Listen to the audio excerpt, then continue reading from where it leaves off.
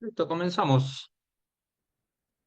Bienvenidos a todos ustedes en esta bienvenida. Les doy la bienvenida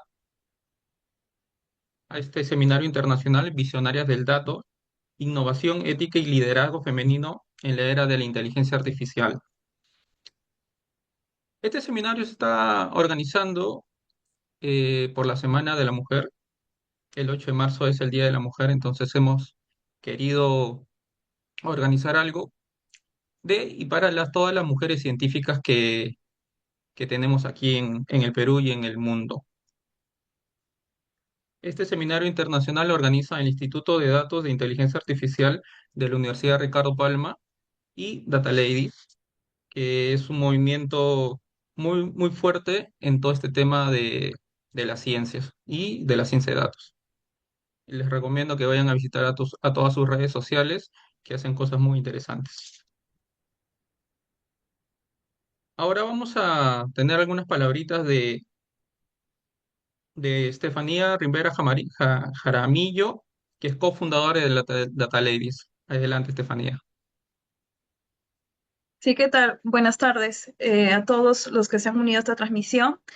Primero quiero agradecer la oportunidad al Instituto de Datos de Inteligencia Artificial por habernos permitido trabajar en conjunto eh, esta conmemoración por el Día de la Mujer. Y también agradecer tanto a Argelia y a todas las ponentes que se han sumado a este gran evento.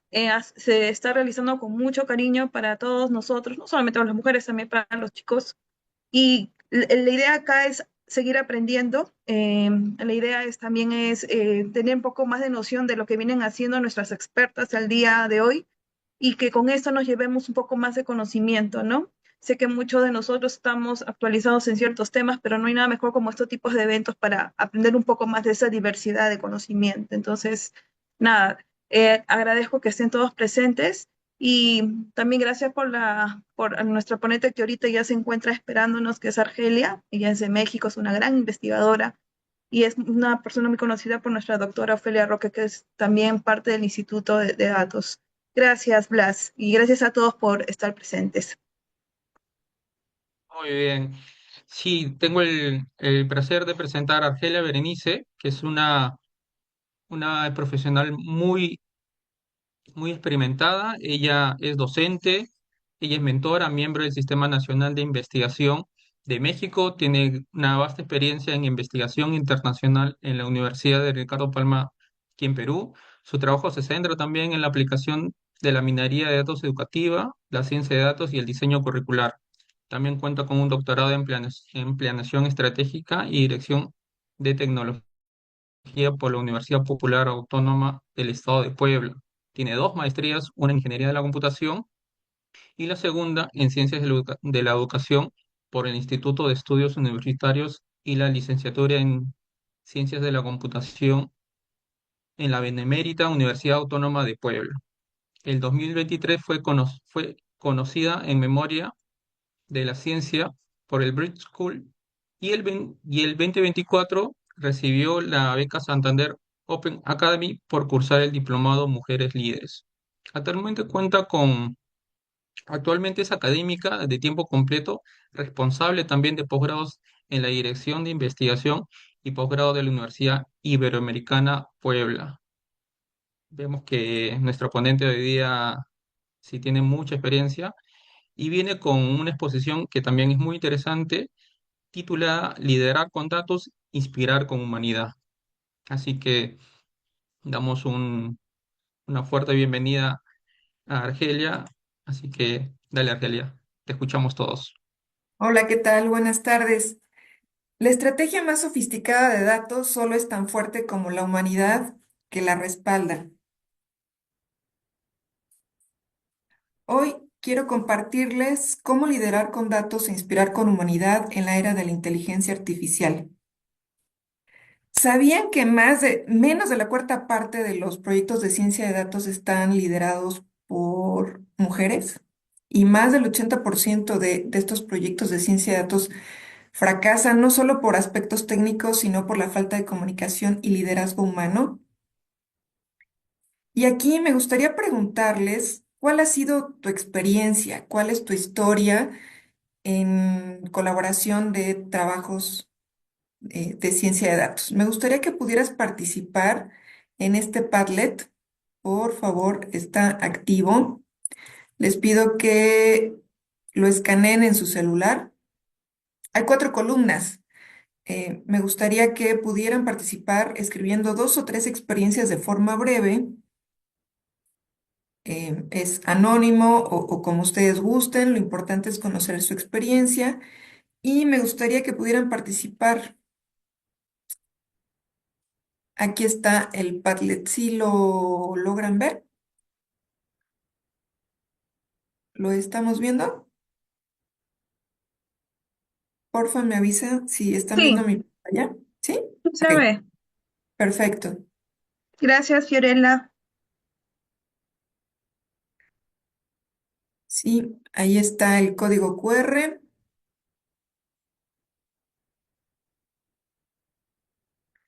También les comparto la liga aquí en el chat para que puedan entrar también fácilmente. Katia levantó la mano. Quizás nos Adelante. podría brindar algún ejemplo sobre proyectos de ciencia de datos. Sí, un proyecto en donde utilizas cualquier algoritmo de aprendizaje automático para agilizar algún proceso, ¿no? Un algoritmo simple puede ser una regresión lineal, regresión logística, regresión simple, árboles de decisión para identificar patrones por ejemplo, si estamos hablando de una universidad, eh, podríamos aplicar o elaborar un software de ciencia de datos que identifique patrones que predigan cuándo un alumno se va a dar de baja. En una empresa, ¿qué producto es el o será el más vendido el próximo año o en diciembre o en verano, ¿no? O incluso el 8 de marzo.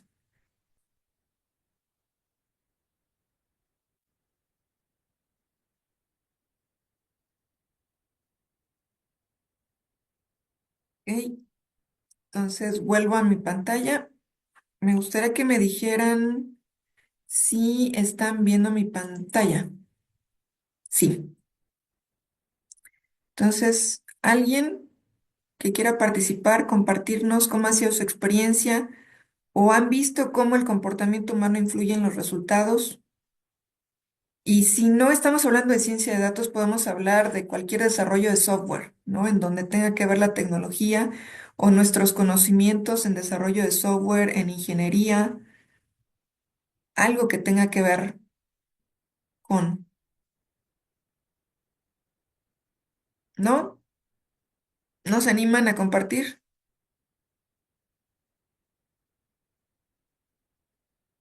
Aquí, por ejemplo, Fabiana sería una cuestión personal lo que nos comparte.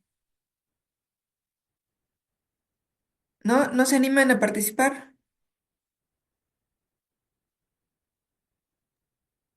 Ahí sí lo puedes ir actualizando. Hay ya personas que están mandando. Ok, sí, ya. No sé por qué no se actualiza en la pantalla. Ya está saliendo.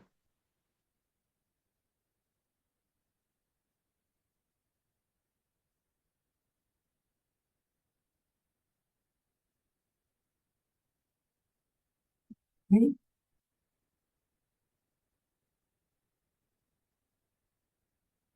Sí, no sé por qué no se actualiza rápido.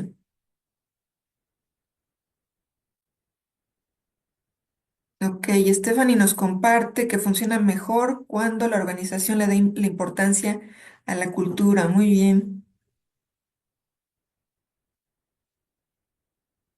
Ok, pues justamente observamos que hay muchos desafíos a los que nos hemos enfrentado. Como bien decía Stephanie, uno de ellos es la cultura organizacional.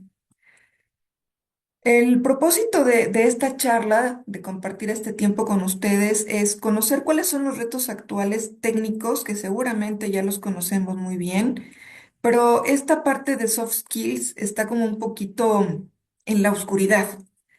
Vamos a ver un modelo de predicción muy interesante y les voy a compartir qué estrategias de liderazgo humano pueden hacer que los proyectos de ciencia de datos crezcan y sean eficientes, efectivos para la organización. Vamos a ver qué esfuerzos requerimos para implementar estas estrategias. Dentro de los retos actuales, y sabremos que la calidad y disponibilidad de los datos es uno de ellos y quizá el mayor, en particular cuando utilizamos datos libres vienen, yo les digo, muy sucios, ¿no? ¿Por qué muy sucios? Porque tienen muchas inconsistencias.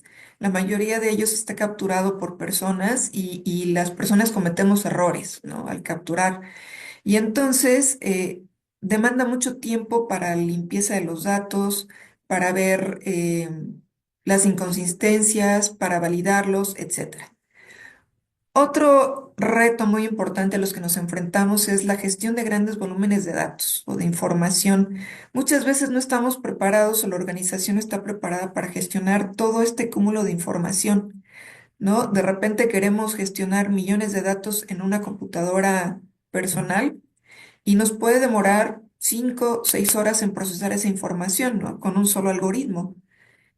Y entonces el gestionarlo se requiere mucha inversión para recursos técnicos.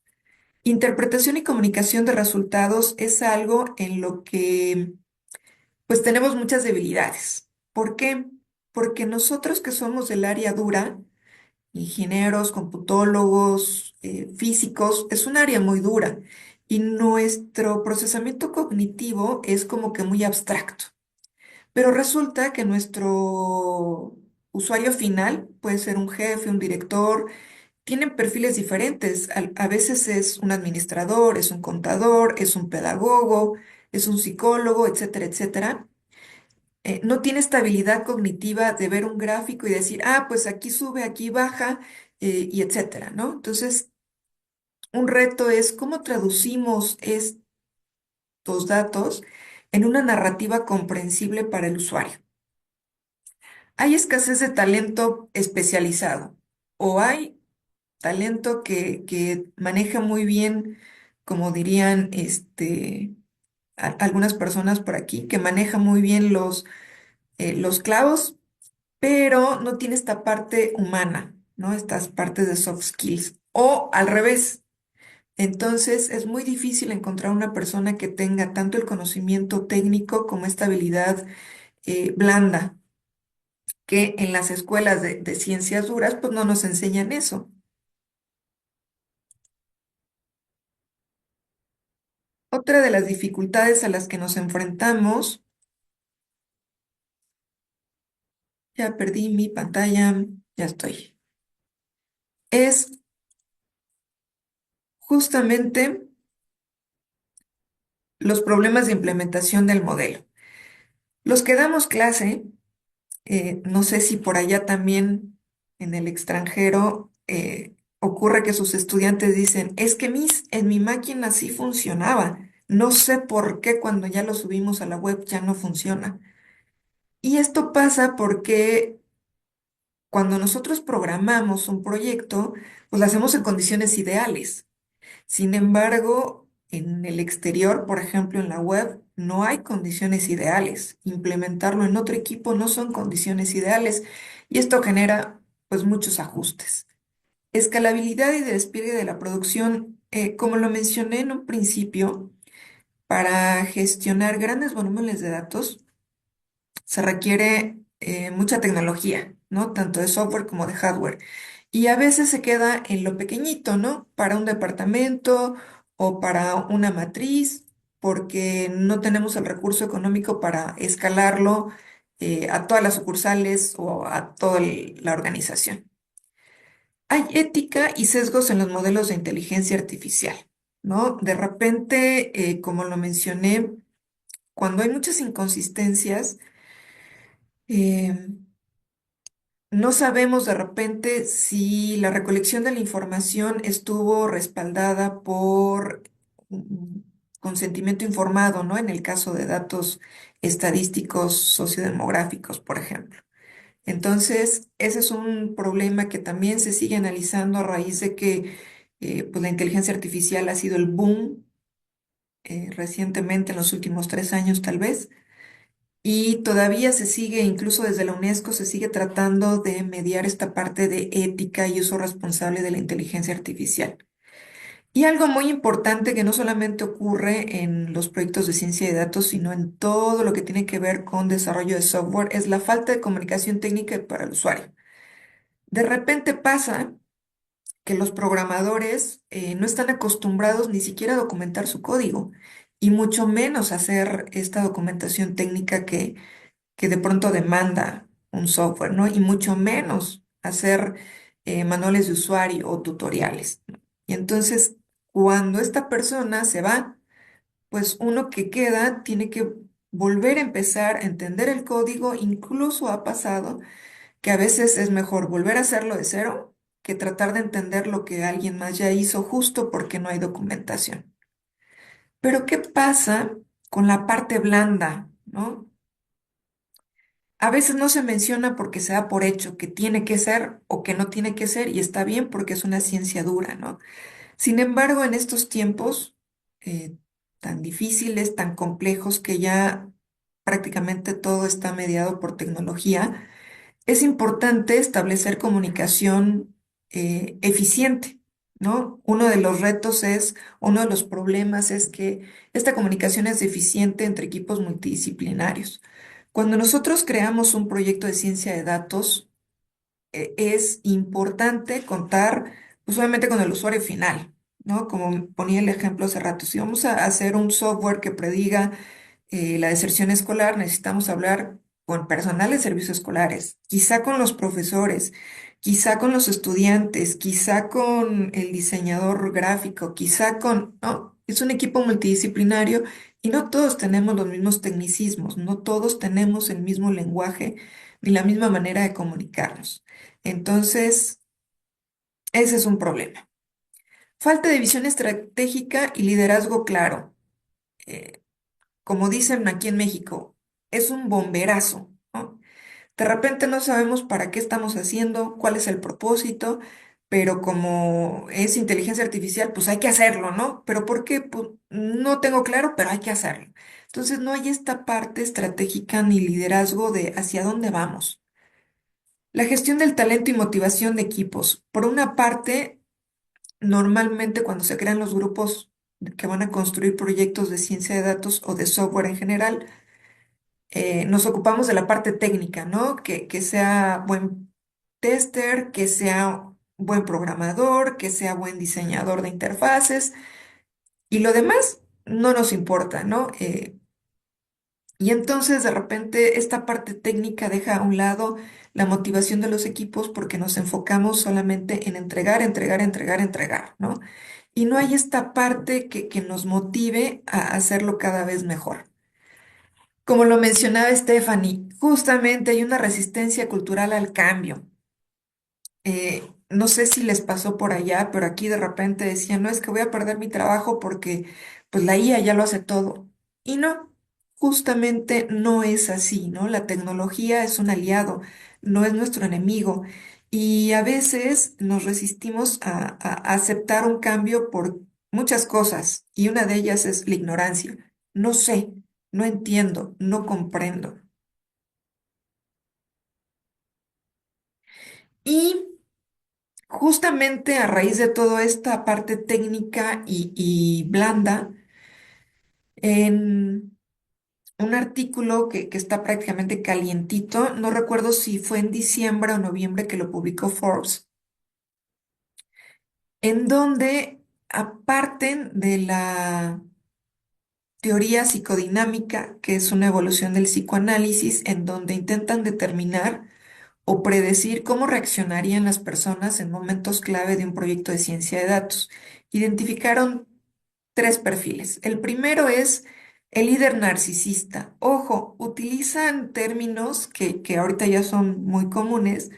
Sin embargo, es importante mencionar que no es un problema psicológico y demás. Es un, como lo mencionan en Choi y Pan, en 2022 mencionan que es una característica de personalidad, es decir, es un comportamiento y el comportamiento se puede cambiar. Sale nada más para tenerlo claro. Y en este artículo de Choi y Pan mencionan y ponen en ejemplo a Joe Bezos y a Musk, ¿no? Que son el top de los líderes narcisistas. Y estas personas pues rechazan todo lo que los datos contradigan su opinión, ¿no?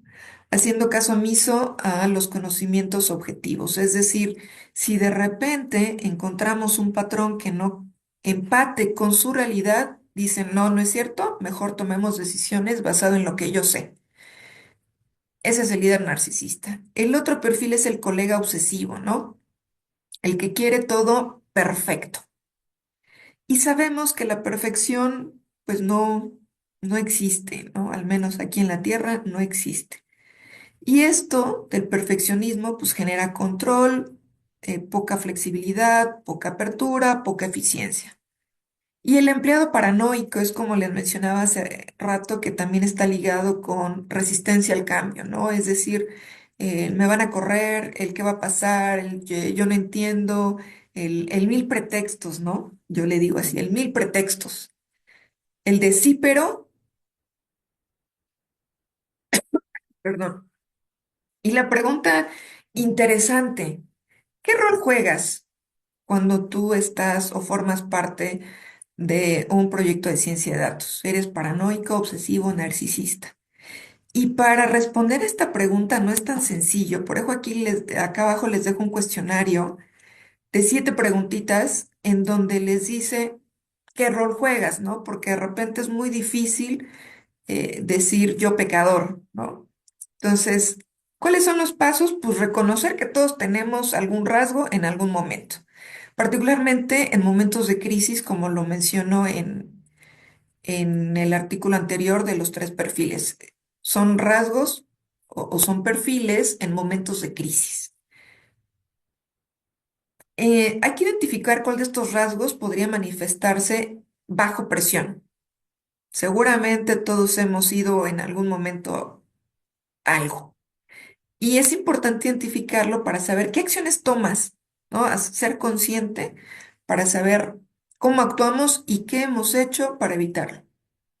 ¿Cómo reforzamos nuestra entidad positiva y cómo conecta esta respuesta con la visión de futuro? Ahorita, bueno, terminando, les comparto el link del cuestionario.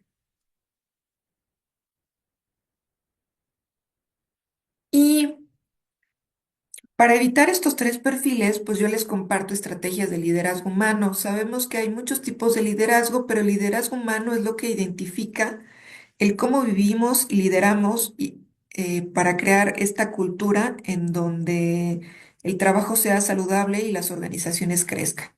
Este liderazgo humano se enfoca en priorizar el bienestar, la experiencia y el crecimiento de las personas, es decir, pone el centro a la persona y para hacerla sentir valorada, reconocida y escuchada. ¿Quién ha conocido o colaborado con un líder humano? Levanten la manita, por favor, reaccionen. ¿Quién ha tenido esa experiencia? ¿Siguen por ahí? No veo las manitas, no veo las reacciones.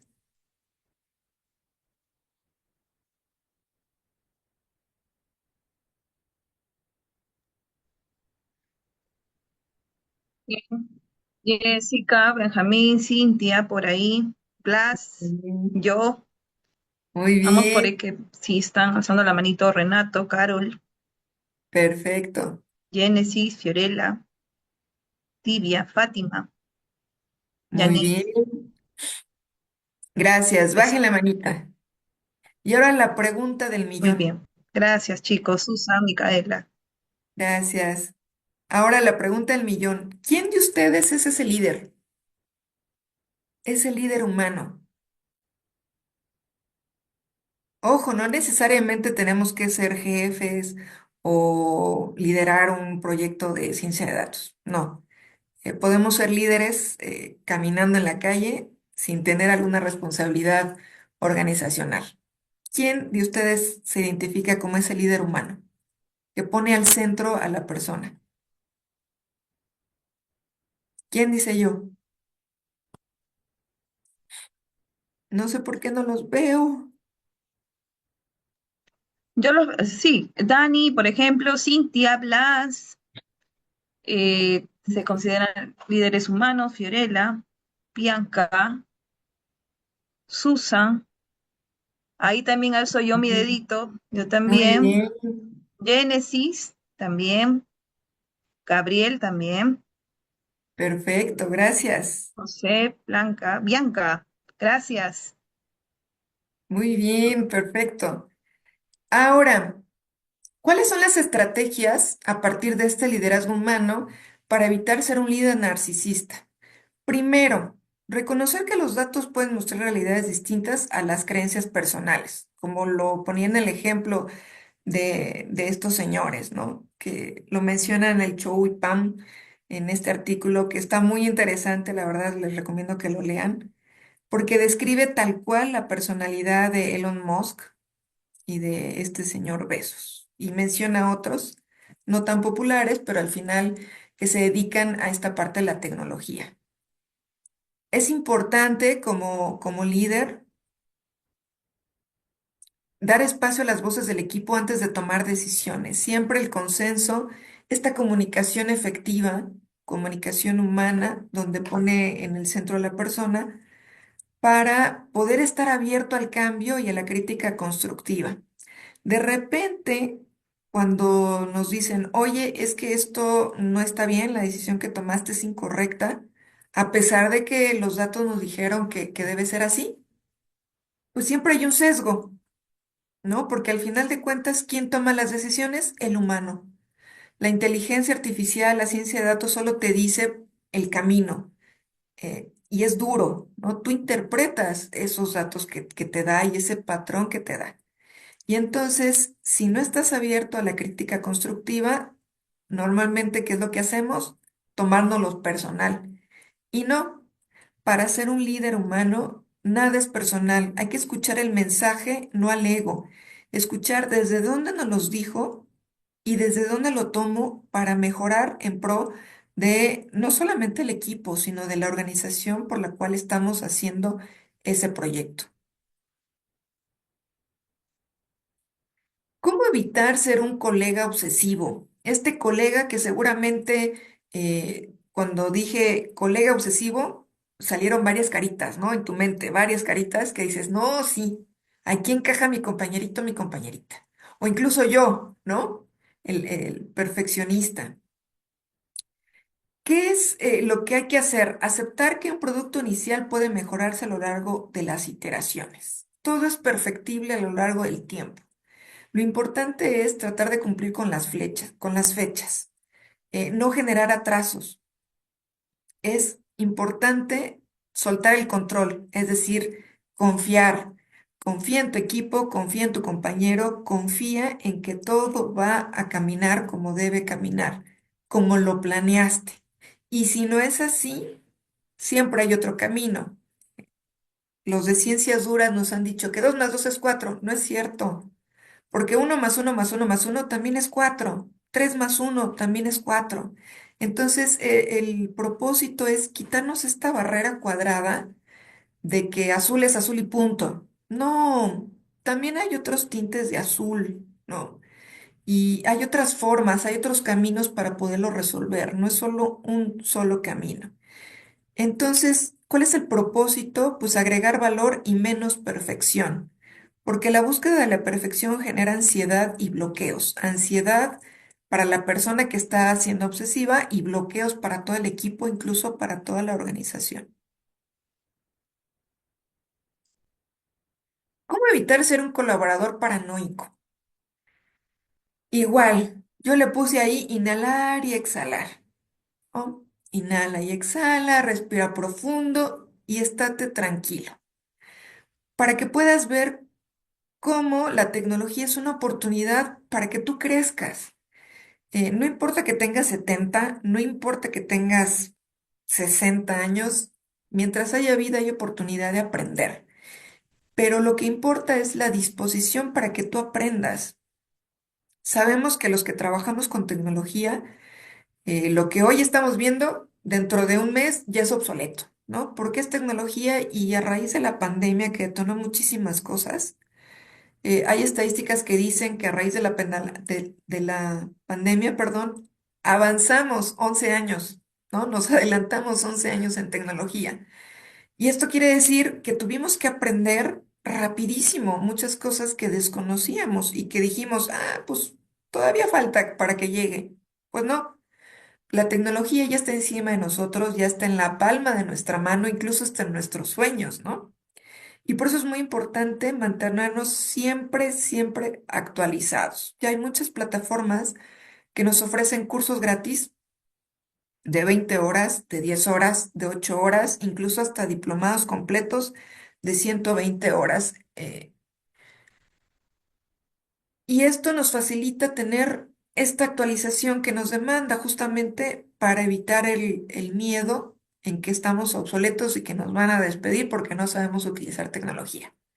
Entonces, hay que abrazar la innovación como oportunidad para crecer, tanto personal como profesionalmente, porque justo cuando estamos muy ligados a la tecnología, de repente valoramos, los que ya somos un poquito conscientes, valoramos mucho el hecho de que estemos tomando un café con la persona que queremos o estemos hablando por teléfono, escuchando la voz y no con un mensajito o, ay, me buscas en Instagram, ¿no? Entonces, hay que confiar en la capacidad para aprender y transformar el miedo en una posibilidad. Si somos capaces de utilizar redes sociales para lo que sea, también somos capaces de abrazar la tecnología para mejorar nuestra actividad laboral o para crear grandes proyectos que no solo ayuden a un equipo de 6 personas, sino a toda una organización. Entonces, sabemos que la paranoia erosiona la confianza. Esto es de, no sirve, no va a funcionar. Claro que sí sirve, claro que va a funcionar. Y además nos va a facilitar muchas tareas porque lo podemos automatizar casi que con un clic.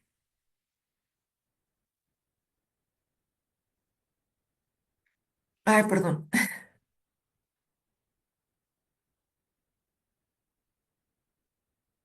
Todo esto se reduce a un esfuerzo personal. Requerimos mejorar nuestra comunicación. Hay que desarrollar la empatía y la colaboración.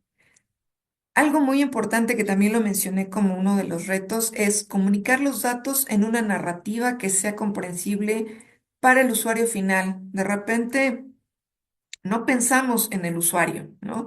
Pensamos en nosotros, en nuestras grafiquitas, en que ya lo resumí súper padre y está muy lindo, pero la persona que le damos, de repente somos o tendemos a utilizar gráficos que no son comunes. Por ejemplo, el radial. Es muy atractivo, es muy visual, pero pocas personas lo pueden interpretar de la mejor manera. Y entonces, si tú a un pedagogo le presentas el radial, te va a decir, ajá, ¿cómo lo leo? Pues es más fácil traducir ese radial en una de barras, que es común, y es más fácil de interpretar. Entonces hay que pensar en eso. No solamente dar el gráfico, sino una interpretación del gráfico para ayudarle al usuario a tomar decisiones. Estar abierto a a la retroalimentación. Seamos el colega, seamos el compañero, seamos el líder, siempre hay que estar abiertos a la retroalimentación porque somos seres perfectibles y estamos siempre en una mejora continua y cometemos errores. Y si nosotros entendemos eso, la retroalimentación siempre va a ser bienvenida, siempre va a ser bien recibida y eso nos va a ayudar a ser mejor cada vez. También es importante la parte de gestión emocional, particularmente en momentos de crisis, ¿no? Cuando ya es el deadline para entregar el proyecto y resulta que vamos al 80% y tenemos una semana y empieza el estrés y trabajas 24 horas y el domingo a las 10 de la noche estás buscando a tu compañerito para que te entregue las cosas. pero ya el domingo a las 10 de la noche, pues ya estás alterado, porque seguramente no has dormido bien, no has comido bien, no te has divertido, no te has distraído, y entonces estás, aquí en México decimos, con la mecha corta. Y hay que aprender a gestionar esto, ¿no? Reconocer qué estás sintiendo en estas situaciones críticas y cómo te relajas, ¿no? Hay muchos cursos, talleres, meditaciones que te enseñan cómo gestionar esta parte emocional, porque recordemos que si no tenemos esta madurez emocional, vamos a fracturar la comunicación de nuestro equipo y posiblemente el proyecto no salga como lo esperamos. Y entonces eso va a generar retrabajo, va a generar atrasos, va a generar disgustos, etcétera. Hay que aprender a reconocernos y a reconocer al equipo. Siempre una palmadita en la espalda es bien recibida y decir, lo hiciste muy bien, sigue adelante, ¿en qué te apoyo? ¿En qué te colaboro? ¿Cómo lo hacemos juntos? Y decir, bravo, yo lo hice perfecto, muy bien, ¿no? Eso es algo muy importante para mantenerse motivado en el equipo. Y también algo que no solemos hacer, porque a veces una acción inconsciente el de ¿para qué? Pues para que todo el mundo sepa que lo que hicimos, que nos tardamos meses en hacer y que te reduce o te predice que un estudiante no se va a dar de baja y tú lo rescataste, sirve. Y entonces es importante publicar estos resultados en un lenguaje que lo entiende el lector. No le vamos a decir, pues fíjate que aplicamos árboles de decisión para identificar un patrón y con un 80% de exactitud y un 81% de precisión. Pues no. Si tú le hablas así, no va a entender, está muy padre, pero no lo va a entender. Hay que traducir todo esto en una narrativa, como lo mencionaba previamente, en algo que lo pueda entender y diga, wow, qué padre, sí, cierto, nos ayudaste, ¿no? Participar en foros y conferencias. Me parece sensacional que la doctora Ofelia con todo su equipo siga organizando este tipo de charlas y de foros, porque justamente puede ayudar a visibilizar qué estamos haciendo y que lo estamos haciendo bien y que además otras personas lo pueden replicar en su institución y seguramente les va a salir mejor. Y compartir estas prácticas, pues nos ayuda a mejorar lo que ya sabemos o a perfeccionar lo que ya sabemos.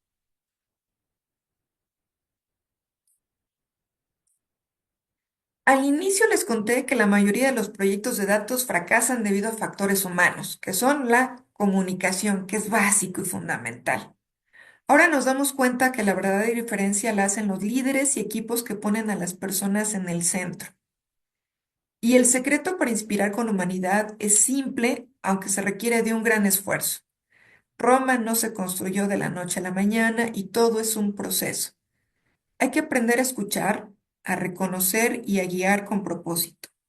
Por eso hoy los invito a que cada vez que trabajen con datos, recuerden que detrás de cada algoritmo hay una persona, hay un equipo de personas y que el verdadero éxito está en avanzar juntos con humanidad. Yo soy Argelia Berenice Urbina Nájera y ha sido para mí un verdadero placer compartir esta charla con ustedes. Les dejo ahí mi página web y estoy abierta a sus dudas, comentarios, sugerencias. Gracias, muchas gracias. Muchas gracias, Argelia. Ha sido una exposición muy, muy interesante. Este, es bueno interiorizar que el éxito en la ciencia de datos no se mide solo por la precisión de un algoritmo o la escalabilidad de un modelo, sino también por el impacto positivo que generamos en las personas. Los retos técnicos son inevitables, pero si también mantenemos a la persona al centro, lograremos que la tecnología no solo sea eficiente, sino también ética y humana, liderando datos, pero sobre todo inspirando con humanidad. Seguro que tenemos algunas preguntas. A todos los participantes no se sientan cortos ni tímidos. Aprovechemos a hacer sus preguntas.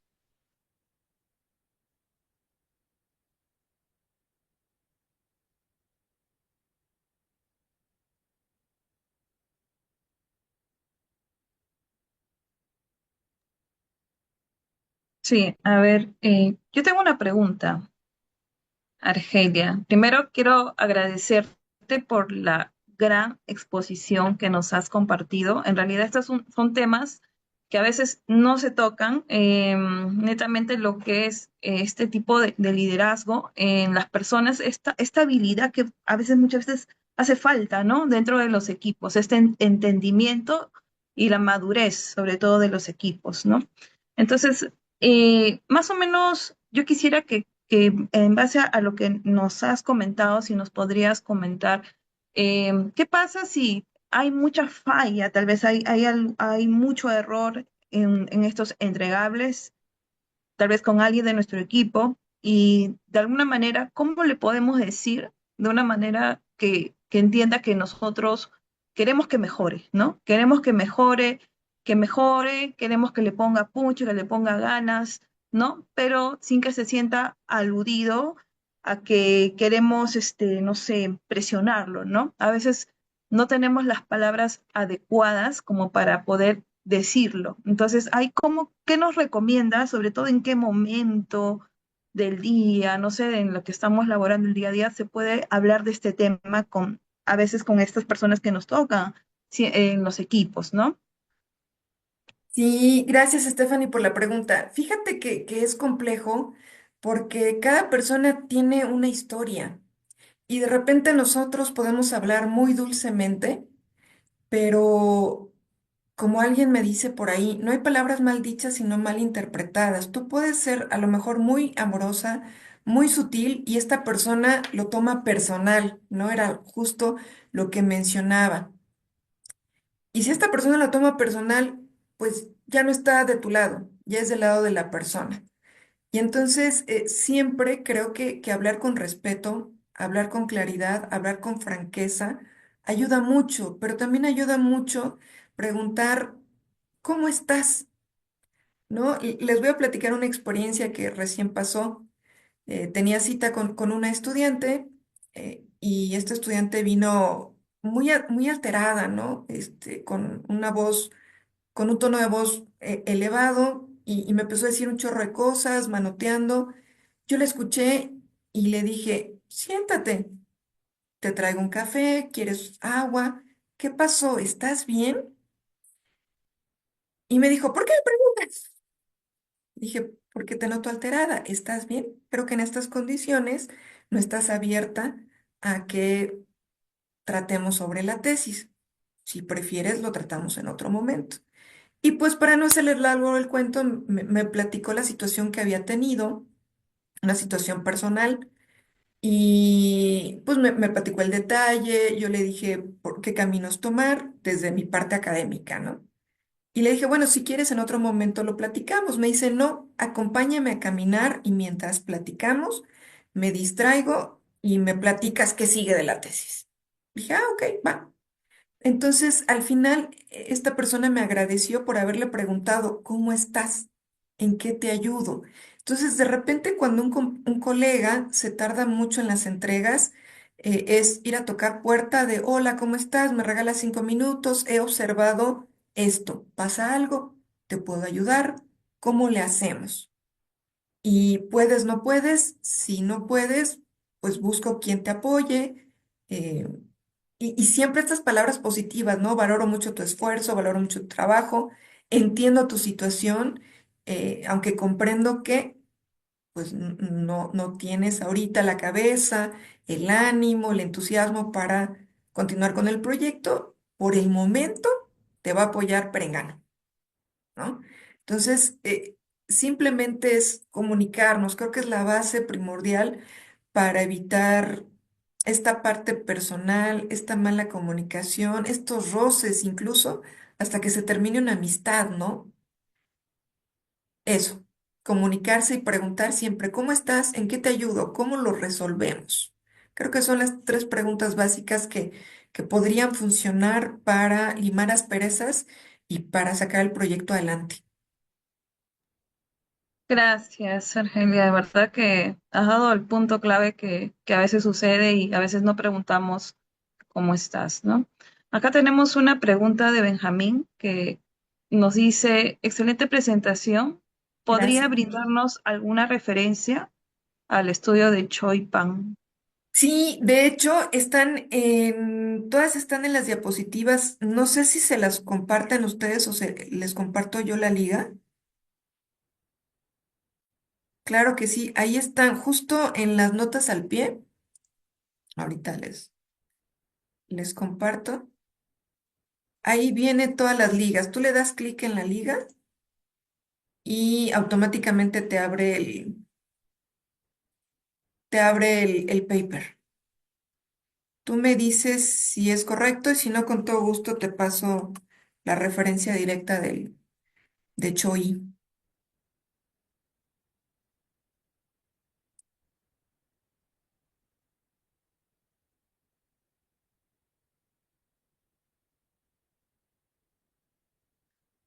¿Alguna otra duda, comentario, sugerencia? Argelia, tenemos una consulta de Ariana Aurora. Dale. Sí, buenas noches. Yo quería realizar una consulta con respecto a mi carrera. Bueno, en mi caso yo estudio traducción e interpretación, pero me inscribí en este seminario justo porque el año pasado yo había asistido a una conferencia de CICELE, si mal no recuerdo, y ahí también hablaban sobre el rol de la tecnología con respecto a las carreras que tenían que ver con la lengua. Entonces, yo quería saber más o menos cuál es el rol que cumplen las personas con carreras como la mía que se especializan en idiomas, lingüística o humanística en general, con respecto a la IA, porque mencionaba mucho el hecho de que muchas veces faltaba ese enfoque humanístico en el desarrollo de la inteligencia artificial. Sí, justamente, bueno, su propio nombre lo dice. Gracias por la pregunta, Ariana. Inteligencia artificial. No sé si nos toque ver dentro de 30 años, 50 años, que la inteligencia pueda sentir como nosotros. Hay estudios en donde, y lo sabemos, ¿no? La inteligencia artificial generativa aprende a través de nosotros, pero de lo que tú le dices como usuario. Por sí sola, ella, la inteligencia, no es capaz de sentir y de percibir como nosotros. Si nosotros le damos un audio, no va a decir, ah, Argelia está triste, Argelia está contenta, Argelia. No. ¿Eso quién lo hace? El humano. Y por eso somos eh, diferentes, ¿no? Digamos, la inteligencia artificial es un robot, ¿no? Rudo, radical, digamos, racional, porque no tiene esta parte emotiva. ¿Y qué rol jugamos no solamente como especialistas lingüistas, sino como seres humanos? Es darle humanidad a la inteligencia artificial. No se trata de copiar y pegar, sino más bien darle sentido a esa información que estamos generando a través de la inteligencia artificial. Esta parte humana que nos distingue como especie, ¿no? De darle emoción. Eh, Desde mi parte de ciencias duras, pues de repente, pues sí, a veces 2 más 2 es 4, 3 más 1 es 4, pero hasta ahí. Pero ¿cómo interpretamos ese 4? ¿Qué sentido tiene ese 4 para otras personas? ¿No? Entonces, esta parte lingüista es justamente darle sentido a esa información, es el rol que jugamos todos como humanos desde el área de conocimiento a la que estamos dedicados, ¿no? Espero haber respondido, Ariana.